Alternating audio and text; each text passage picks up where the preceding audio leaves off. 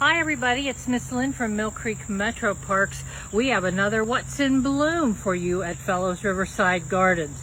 You know, many of our prettiest garden plants bear the stigma of having the word weed included in their name. We have Joe Pye weed, we have ironweed, and this plant here called sneezeweed got hit with a double whammy because it has the word weed in its name, and then it's also a reference to spring allergies and hay fever with that word sneeze in there.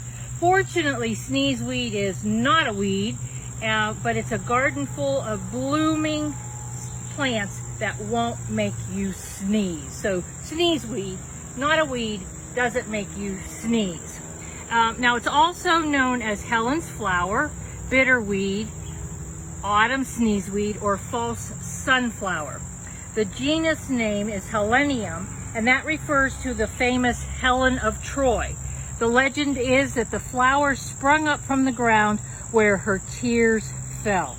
Now that common name, sneezeweed, is based on the former use of its dried leaves in making snuff, and that was inhaled to cause sneezing that would supposedly rid the body of evil spirits.